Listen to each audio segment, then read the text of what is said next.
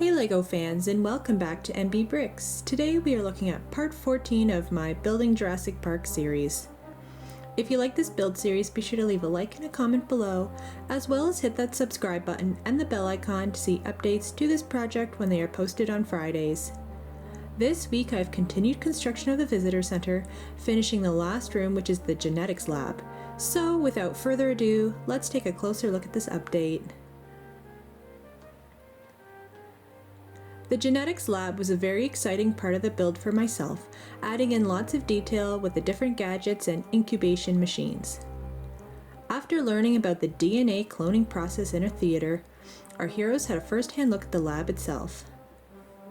The theater chairs would swivel to see the real-life scientists hard at work, and Ellie and Grant couldn't help but stop the ride to go take a look up close.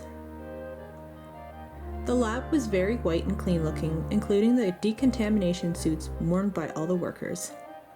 You can see the entrance door to the lab in the corner, and getting right into the extraction station, where scientists would obtain the dino DNA from mosquitos preserved in amber.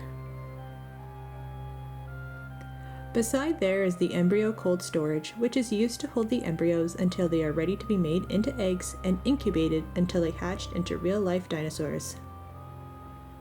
I used a tire room for the main part of the embryo storage tower to give some extra detail.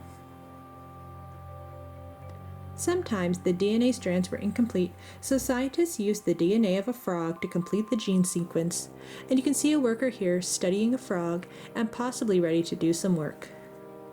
The next two desks have a scale, possibly to weigh some newborn dinosaurs, as there is an empty shell beside it.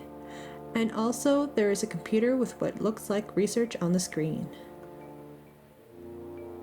This worker seems a little panicked as an egg appears to be hatching in the corner. Unbeknownst to anyone else, she rushes over to help. Finally, we have a couple of egg incubators with high technological robot arms, which are used to gently rotate the eggs as the baby dinosaurs grow inside. Dr. Wu is standing nearby with a clipboard taking notes of the progress of those eggs. And that covers everything for this part 14 of Building Jurassic Park. Next up, we are going to complete the roof of the visitor center and see a full tour of the completed facility. If you would like to see previous parts of this build series, please check the description for a link to a playlist of other parts on my channel. If you want to see more Jurassic-themed builds not included with this series, there will also be a link to that playlist as well. If you haven't already, please do subscribe as it helps this channel out a lot.